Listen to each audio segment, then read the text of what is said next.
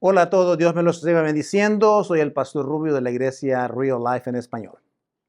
En esta tarde seguimos en esta serie de la primera carta de Timoteo, donde estamos estudiando esta carta, estos libros, versículo por versículo. No hay manera de cómo podemos evadir o esquivar ciertos pasajes o ciertos versículos complicados, así que tenemos que confrontarlo. Y de hecho, ¿verdad? Es importante entender que tenemos una estructura sencilla para enseñar esta serie, y es qué es lo que dice, qué significa y cómo podemos ponerlo por obra. Son tres aspectos sumamente esenciales mientras estudiamos este estudio de esta carta de Timoteo, de primera carta de Timoteo. Fue allá por los años finales del año 89-90 donde yo sentí que Dios estaba tratando conmigo para considerar el hecho de meterme al ministerio de la predicación de la palabra de Dios o del pastorado. En realidad en ese tiempo no tenía ni idea de lo que esto realmente implicaba. No sabía lo que esto lo que traía, todo lo que estaba alrededor, y lo he ido descubriendo a través de los años. Y ha sido un maratón realmente excelente de aprendizaje a través de los años. Se cree que el pastorado es similar, por ejemplo, a los meteorólogos, ¿no? Y algunos quizás quisiéramos ser mejor un meteorólogo que va a la televisión, al canal de televisión, da su pronóstico e incluso esa persona se va a su casa, ¿no? Pero he escuchado por ahí de que a esos hombres que dan el clima, la meteorología, son amenazados. Son amenazados. En una ocasión a uno de esos meteorólogos le enviaron una soga de esas que se usan para ahorcar personas. Y porque la gente los odiaba a ellos porque el pronóstico que habían dado no concordaba con lo que ellos esperaban. O sea que en otras palabras estaban haciendo culpables a los meteorólogos del clima y ellos no tienen control del clima, ellos simplemente dicen lo que les dice la tecnología o en este caso la ciencia. Pero bueno, a veces creo que el pastorado es similar, porque a veces hay personas que se enojan conmigo porque no les gusta el pronóstico que les damos conforme a la palabra de Dios. Y a veces nos culpan a nosotros de lo que dice la palabra de Dios, pero no sé si usted sabe, pero cuando se escribió la palabra de Dios, a mí no me consultaron, a mí no me preguntaron de qué iban a poner o qué iban a quitar, o etcétera, etcétera. Así es que lo que hacemos los pastores en este caso es simplemente tratar de ser fiel a lo que está escrito, a la enseñanza de la palabra de Dios y transmitirla como está. Hay cosas que no nos gustan y cosas quizás que nos incomodan, pero igual el cristianismo se trata de obedecer la palabra del Señor. Entonces, en esta tarde, el tema que traemos esta tarde es un poquito complicado y es uno de esos temas complicados porque es sensitivo, está a flor de piel este tema. Y es el tema de la conducta de la mujer en la iglesia. Hemos dicho al principio que la iglesia es una institución, un órgano que Dios creó, un órgano que tiene vida y Dios estableció los parámetros, las normas, las reglas, las leyes, como usted le quiera llamar, de cómo iba a funcionar la iglesia y de cómo se iba a componer la iglesia, cuál iba a ser su misión y su trabajo en la tierra. Jesucristo o Dios es el diseñador de la iglesia, no soy yo. Por lo tanto, nosotros tratamos simplemente de guiar a esa parte de la iglesia que le pertenece al Señor. Y Él sabe y decide lo que Él quiere hacer y cómo quiere que las personas nos comportemos en la iglesia. Por eso hemos llamado esta serie Asuntos de la Iglesia, porque creemos que la iglesia es importante. Porque no solamente es la novia de Cristo, pero la iglesia, Jesús murió por esta iglesia, murió por la iglesia suya. Entonces, el ser cristiano simplemente es obedecer la palabra y no solo, digamos, con cambiar el mensaje para que se suene más compatible al tiempo de las personas o a la cultura de las personas. Eso no es nuestra responsabilidad, porque la palabra de Dios es contracultura muchas veces. Así que nuestro texto de hoy, que va a hablar acerca de la conducta de la mujer en la iglesia, es una instrucción de la palabra de Dios.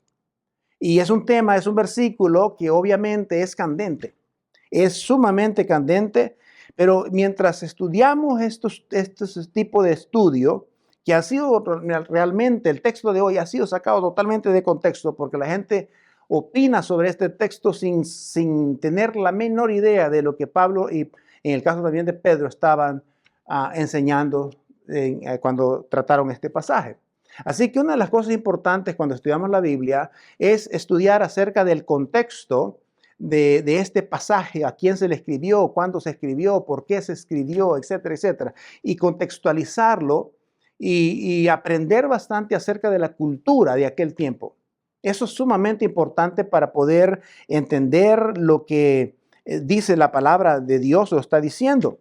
Así que no hay duda, por ejemplo, en este pasaje, en este libro, no hay duda que los falsos maestros que estaban en la iglesia de Éfeso, habían tenido un impacto significativo en la vida de las mujeres de una forma negativa, pero también incluso en la parte doctrinal, pero en la parte moral también, en la parte moral. Y es importante recordar a medida que avanzamos por este pasaje hoy que Éfeso era una ciudad sensual, era una ciudad sensual. En Éfeso estaba el templo de Astarot o Diana o Artemisa, como le llaman algunos, que esta imagen de esta diosa tenía múltiples senos, etcétera, etcétera. Este es parte del contexto y la cultura de este pueblo, de esta ciudad en la cual está esta iglesia. También era el centro de comercio. Allí entraba mucha gente de dinero, económicamente bien. Entonces Pablo está tratando de instruir a Timoteo y dándole a Timoteo ciertas instrucciones y le está pidiendo que por favor traiga corrección a estas conductas de las mujeres en el templo.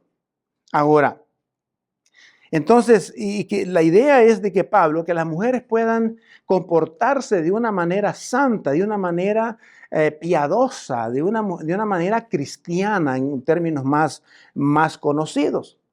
Pero antes de avanzar y leer el pasaje, ¿qué es lo que dice el pasaje? Hay una advertencia aquí que es muy importante. Este pasaje que vamos a leer no tiene nada que ver con inferioridad de la mujer o superioridad del hombre.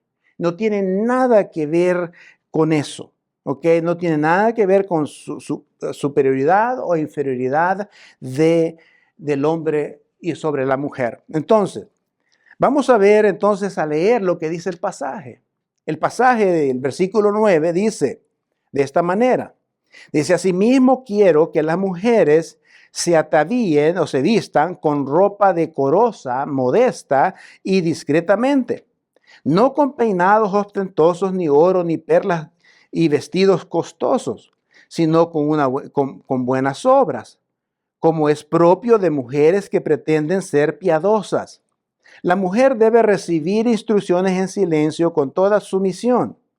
Pero no permito que la mujer enseñe o ejerza autoridad sobre un hombre, sino que permanezca tranquila, callada, porque Adán fue creado primero y luego Eva. Y no fue Adán el que fue engañado, sino la mujer, siendo engañada, cayó en transgresión. Pero la mujer se salvará engendrando hijos y perseverando en la fe, el amor y la santidad con moderación. Como usted habrá escuchado, ya el pasaje en sí es un pasaje que te pone en un estado de enojo y alguna forma si es una mujer. Específicamente porque la cultura que nosotros hemos enseñado o que se está viviendo en el día de hoy está enseñando contra esto, porque hay una gran batalla en esto. Este pasaje es candente, realmente es candente. Y primero, número uno, porque hay una gran batalla en torno a las mujeres y los derechos de las mujeres. Y usan esta escritura sin saber de lo que realmente Pablo está enseñando. La idea, por ejemplo, del feminismo y la mayoría de la idea del feminismo tienen idea sobre este pasaje, diciendo que la mujer es denigrada. Es más, es mi opinión, el feminismo no ha traído absolutamente nada a la mujer, aportándose a la mujer, a sus derechos. Es más, creo que el feminismo lo que ha logrado ha sido denigrar a la mujer a un nivel extraordinario. Y no ha aportado absolutamente nada, por lo menos esa es mi opinión. Y Pablo estaba tratando de comunicar que por qué, ¿verdad?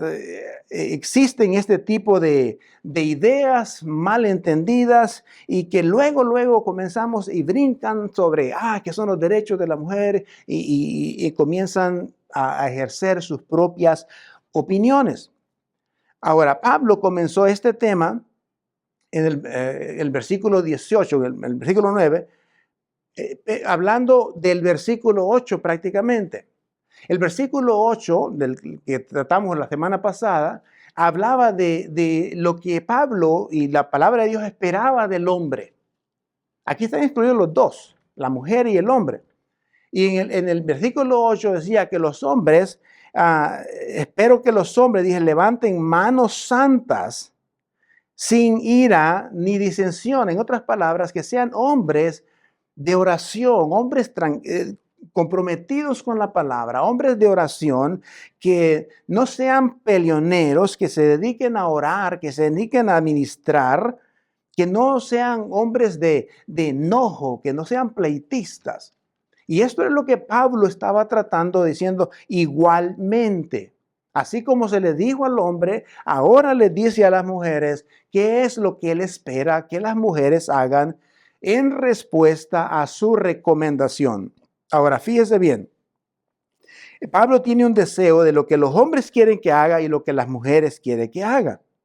Ahora, Pablo no está solo en este concepto de instrucción que tiene aquí a la mujer. Él no está solo en esto. Porque el otro hombre llamado a Pedro también habla de esto. Y los dos ellos, cuando ellos tratan este asunto acerca de la forma de vestir, la forma de actuar, la forma de comportarse de la mujer, están hablando prácticamente de la misma situación, del mismo problema. Y ellos no están hablando, Pedro y Pablo no están en contra que las mujeres usen ropa cara o ropa hermosa. Asegurémonos de entender eso. Él no está en contra del vestuario. Lo que está diciendo es que lo que vistes y lo que te pones como vestido, debe de ser modesto para la gloria de Dios. Si usted es una mujer casada, primero debe de vestirse para Dios y luego vestirse para su esposo. No es para estar provocando a los hombres con vestuarios sensuales. Eso es parte de lo que Pablo quiere que la mujer cristiana entienda. Que ella debe de vestir para agradar a Dios. Y Pablo afirma que cualquier cosa que usted debe ser apropiado, lo que usted se ponga debe ser apropiado. Él no dice qué es lo que tú te debes de comprar o qué costo debe tener. Hermano, te está dando un código de vestuario aquí. No te está dando un código de vestir. Te está dando un principio de vestir. Un principio para vestirnos modestamente. Usando nuestra imaginación y nuestro conocimiento y nuestras convicciones de que mi vestuario es para la gloria de Dios, debe de agradar a Dios, no agradar a los hombres, no agradar los hombres a las mujeres, no es para agradar a los demás, es para agradar a Dios. Tu vestuario debe de agradar a Dios. Ahora, lo que está diciendo en realidad, él no está en contra de que te vistas bonito o que no te vistas. Él está en contra lo que él quiere decir es que tu cierre del vestido debe estar un poquito más arriba. Entonces, perdón, ah, hemos dicho que él no está dando aquí un código de vestuario.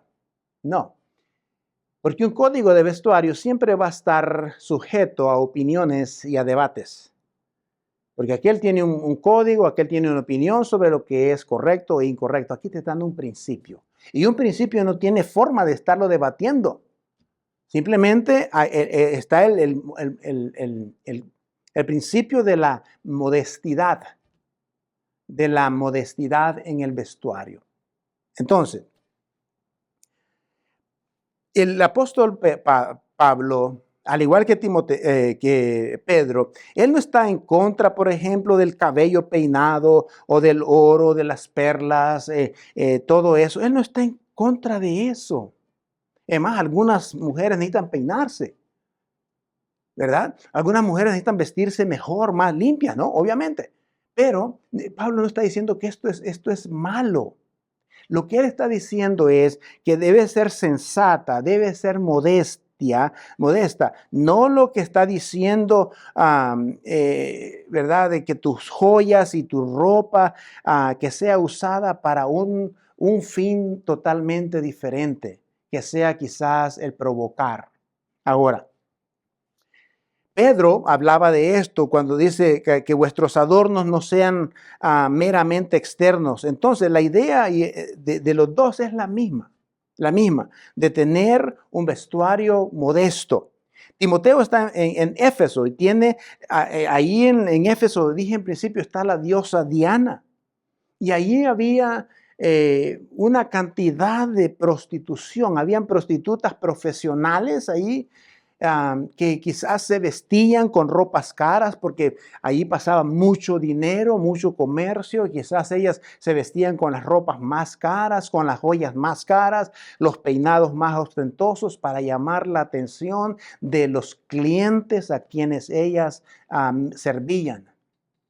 Entonces, parte de lo que Pablo está diciendo aquí dice, yo no quiero que ustedes se parezcan a ella, yo no quiero que ustedes sean confundidas. En otras palabras, yo pensaba un momentito en esto también de que parece como que las mujeres cristianas habían sido pervertidas al punto que estaban siguiendo la moda de aquel tiempo, estaban tratando de imitar las conductas y el comportamiento de estas mujeres en la ciudad. Mujeres que no eran cristianas, mujeres que no tenían a Dios. Por lo tanto, debe de haber una diferencia entre la forma que pensamos el cristiano con el no cristiano. No podemos seguir imitando las modas que vienen ahora, porque usted y yo no sabemos quiénes son los originadores de las modas. Lo único que sabemos es que las corrientes de modas del día de hoy cada día más son más reveladoras, son más vulgares, por lo menos desde mi punto de vista, pero a veces así lo es. Ahora, hay una cosa interesante aquí. Versículo 11 dice también, y ahora aquí probablemente esto eleve un poquito la temperatura también. Ok, se ponga más caliente, ¿no? El versículo 11 dice que la mujer debe recibir instrucciones en silencio con toda sumisión. Al escuchar esto, algunas mujeres se ponen en guardia y quizás dejen de escucharme quizás. Pero antes de que me dejen de escuchar, mujeres, déjenme decir lo siguiente. Pablo aquí no se está refiriendo a la superioridad ni a la inferioridad. Pablo se está refiriendo aquí a los roles, el rol y relación. Rol y relación. Roles diferentes. Y relaciones. Se está hablando de relaciones, no de superioridad. Entonces, estamos hablando de los roles dentro de la iglesia y también que podemos decir roles también en el hogar y relaciones dentro de la iglesia. De eso que está hablando el apóstol Pablo. No está hablando de superioridad y inferioridad en esto. 1 Corintios era más, Pablo decía en el versículo 14, las mujeres deben de estar en silencio en la iglesia. Ahora, había un desorden aquí y Pedro lo pone de esta manera. Él decía que una mujer que tiene cualidades imperecederas de un espíritu afable y apacible es preciosa a los ojos de Dios. En otras palabras, parece que había un problema de rebeldía aquí. Mujeres queriendo controlar las conversaciones de los varones. E incluso aparentemente también se daba dentro de la iglesia. Pero parte de alguno de lo que explican aquellos que saben mejor de esto, se cree que en aquella cultura la mujer no tenía acceso a la educación pública, lo cual eso no está bien. Entonces, quienes les era permitido ir a la escuela eran los varones. Entonces, la idea era de que la iglesia, el culto, no era para estar preguntando o para estar conociendo algo de un tema del otro. Por eso les decía, pregunten a su esposo en casa y en su casa puedan ser instruidas. Pablo y Pedro en ninguna manera, no es que están en contra de la mujer. Es más, ellos tuvieron mujeres a su lado que realmente causaron un gran impacto en sus vidas.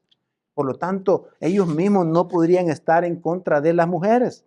El versículo 12 dice, pero no permito que una mujer enseñe o ejerza autoridad sobre un hombre, sino que permanezca callada. Este es un problema con lo que muchas iglesias han luchado en este tiempo, que trae consigo muchas controversias. Entonces, vamos a echar un vistazo entonces a qué se refiere a esto aquí. Es obvio que la mujer puede enseñar a niños, puede enseñar a mujeres. Sí, la respuesta es sí. No hay problema con eso. La única cuestión en la estructura que Dios ha establecido es ejercer autoridad sobre la mujer, sobre el hombre. Y Pablo usa la analogía de la creación de Adán y Eva, diciendo que Adán fue el primero que fue creado, después Eva, etcétera, etcétera. Y hoy en día, por ejemplo, sabemos que Cristo es la cabeza, el hombre es el líder, debe de ser el líder de la casa, ¿verdad? Entonces, hay varias cosas. Me estaría, por ejemplo, fácilmente, diría yo, saliéndome, ¿verdad? Sin afrontar estos versículos complicados aquí, pudiera decir de que Dios dijo que, por ejemplo, que nosotros fuéramos los líderes del hogar. Nosotros, los varones, fuéramos los líderes del hogar. Y esa ha sido la instrucción. Que usted y yo seamos los líderes del hogar. Entonces, no es problema en realidad de la mujer en liderazgo, sino es problema del hombre, la falta de liderazgo del hombre. Esto es sumamente interesante. Alguien ha dicho que los hombres nos hemos desobligado de nuestra responsabilidad. Y al pasar eso, nosotros hemos dado pie a que algunas mujeres tengan que salir al paso y a tomar las riendas a veces de los hogares porque el hombre no quiere nada con Dios. A veces las mujeres tienen que salir al paso y tomar responsabilidades, tomar liderazgo, porque los hombres no quieren liderazgo. Entonces, ¿quién es el que está fallando? Realmente no son las mujeres, es el hombre. Es la falta de liderazgo del hombre. Y le voy a dar unas estadísticas rápidamente de lo que pasa con el hombre, porque alguien ha dicho que los hombres como que estamos manejando siempre en el sentido equivocado de la vida.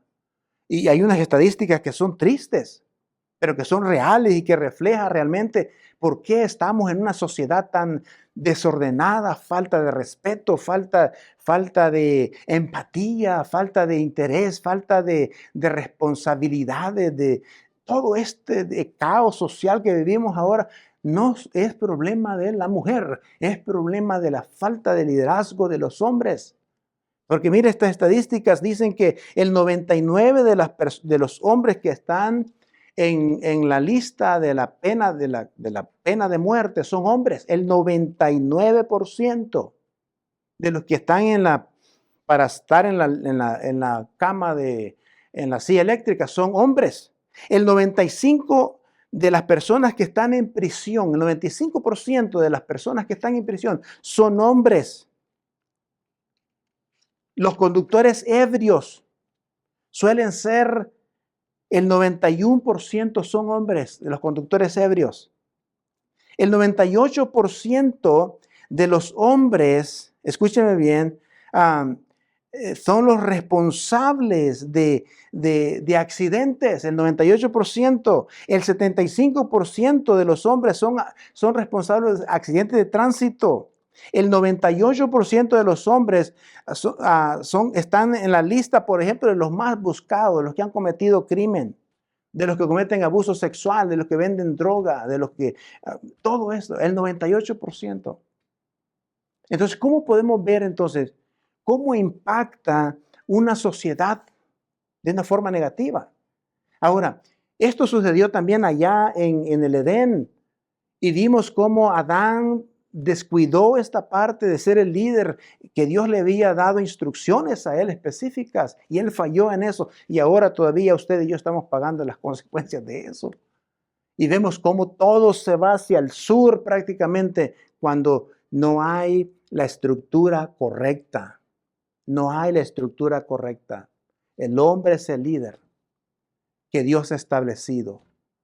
Y la mujer es aquella persona que Dios te ha puesto como ayuda idónea. No para que sea la líder de la casa, aunque algunas lo han tenido que tomar. Entonces, ahora nuevamente, no estamos hablando de superioridad ni inferioridad. La mujer puede enseñar a mujeres, a niños, perfectamente, pero no puede ejercer autoridad sobre el hombre, según lo que dice la palabra. Quizás esto se enoje a algunas mujeres conmigo, pero yo no escribí la Biblia, ya estaba escrita cuando yo vine como pastor. Entonces, ¿cómo nosotros podemos poner esto en nuestra vida diaria en práctica? ¿Cómo lo podemos ver? Hay varias cosas importantes, 3 rápidamente. ¿Cómo podemos poner esto en práctica? Primero, es importante que la mujer se vista apropiadamente, según lo que hemos estudiado. Es importante. Su objetivo debe ser glorificar a Dios y tener un corazón empatible al Señor. Y si usted se va a vestir, si usted es casada, dije en principio, debe vestirse para Dios y para su esposo, no para los demás ni para impresionar a nadie más. En segundo lugar, es importante, creo, que la mujer debe mantenerse en quietud en su misión y que esa realmente es una virtud. Es una virtud. Incluso cuando eso te hierve la sangre cuando lo escuchas. Esa es una virtud. Yo me pregunto esto, mujeres, escúchenme. Creo yo que sería insano, ¿verdad? Que una mujer diga que no se va a someter a su marido si su marido la está amando y respetando y amando así como Cristo amó la iglesia. ¿Qué mujer no se va a querer someter a su marido si su marido la trata de esa manera? Yo no he escuchado a una mujer que me diga, no, mi marido me trata muy bien y me trata tan especial y me trata como una reina, como un vaso más frágil me trata con todo amor, así que yo me voy a rebelar contra él. Sería insano pensar. Por lo tanto, creo que parte de la responsabilidad de la sumisión de la mujer está en el trato del hombre, de un hombre piadoso, de un hombre de Dios, de un hombre temeroso, de un hombre que está sometido primero a Cristo. ¿Quién no se va a someter al amor? Todos nos hemos sometido, pero a Cristo porque le amamos, por el amor que Él nos ha tenido. Entonces, la sumisión es una virtud en realidad que aplica a la mujer y al hombre. El hombre sometido a Dios y la mujer sometida a su esposo. No como inferior, porque la Biblia dice que en Cristo somos iguales. En carácter, en valores, somos iguales y fuimos creados a la imagen de Dios.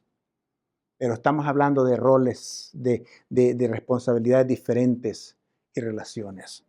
En tercer lugar, este es el diseño de Dios. Así que yo no, como dije, no escribí la Biblia, Este es el diseño de Dios. Y si un día hay que pedirle cuentas a Dios, hay que preguntarle a Dios. Pero este es el diseño que Dios ha establecido.